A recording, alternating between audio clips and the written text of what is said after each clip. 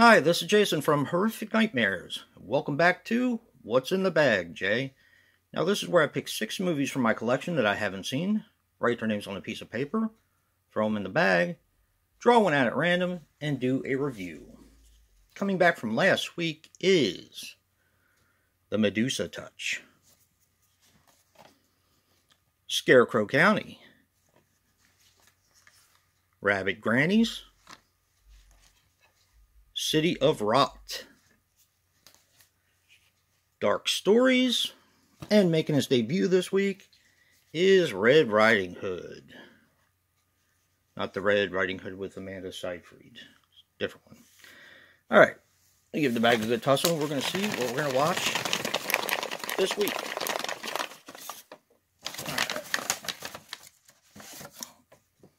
Alright, we have City of Rot.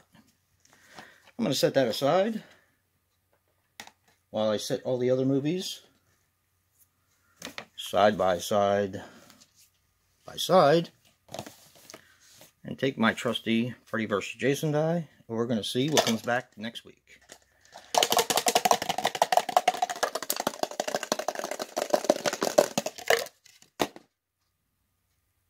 Five. They all come back next week, again. Alright, if you want to see me review The Medusa Touch, Scarecrow County, Rabbit Grannies, Red Riding Hood, or Dark Stories, make sure you leave your vote, even though they're all coming back. I do get an idea of what you guys like. Right now, I'm going to go watch City of Rot and come back with a review later. Well, I'm back. I just watched City of Rot, and here are my thoughts. City of Rot is a 2006 film which runs approximately 78 minutes and is written and directed by Frank Sudol. He also actually narrates the film as well.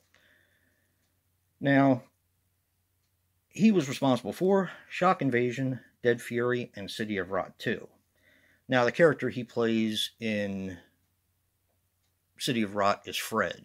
He also has a, the narration part comes in, he plays a split personality, sort of, within himself, which is Walker, if I'm not mistaken. Now, the budget on this was $5,550. So that was pretty cool. Before I go on to what I thought about the film, it's actually kind of odd that I'm reviewing this now because Wild Eye just got in a bunch of animated films done by the same director. Tales of Dim, I think it is, and a few others. I think Dead Fury might be one of them. Okay, this is a zombie film. And basically your main character is Fred. You have this guy who is in it somewhat, and this girl who is in it somewhat as well. But the main story is about Fred. And he has a split personality, like I said, and his name is Walker, because he uses a walker. So his walker talks to him in his head. And he basically wants a new pair of slippers. So what's kind of neat about this film is that Fred is able to hold off a lot of zombies while some other normal people who are better equipped and have guns and everything like that simply fail to do that. And Fred does last throughout the majority of the film. Actually, he's in all of the film, but yeah, something does happen to Fred, and I'm kind of giving that away, but there's more to it than that.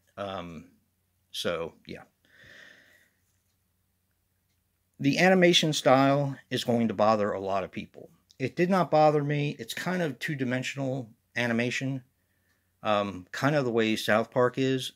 In a way, the way it's set up, not the way the characters look, but the way the characters move. And like I said, that's going to bother some people it's not going to bother. There is gore galore in this film, and a lot of zombies eating a lot of intestines and brains and all that kind of stuff. And there's also a way they explain the way the zombies came about, and I'm not going to tell you that. You have to watch it for yourself. But it is kind of interesting. Very simplistic, but very interesting.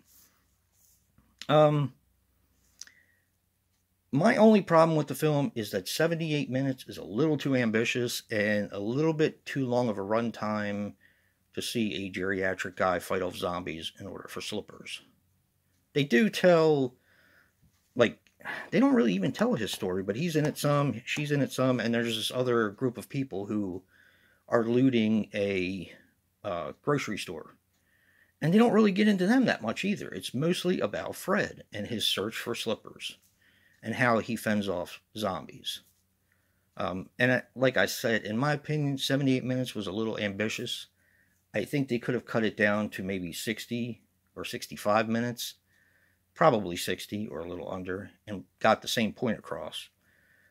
I appreciated all the gore. I had fun with it. It did overstay its welcome a little bit. So I'm going to recommend it for people who like zombies and like animation. I can't guarantee you'll like the animation style. I did. I had heard some stuff from other people who have been getting these Wild Eye films now that the animation is not so good. But I kind of liked it because, like I said, I'm a fan of South Park, and their animation style is similar. Not the way the characters look, but the way the characters are done. I'll say it like that. So yeah, check this one out if you feel like it. Like I said, Wild Eye is putting out several of this guy's films. I don't think City of Rot is one of them because this is done by Unearthed Films. But I was really excited to watch this, and all in all, I had a good time with it. It's probably a one-time watch. I probably won't watch it again, but for all intents and purposes, it was worth a watch, once. So, and I do believe they all got picked, so please vote anyway, because I do get an idea of what you guys like. And if you like what you see in here, hit that like button and subscribe. And until next time, peace.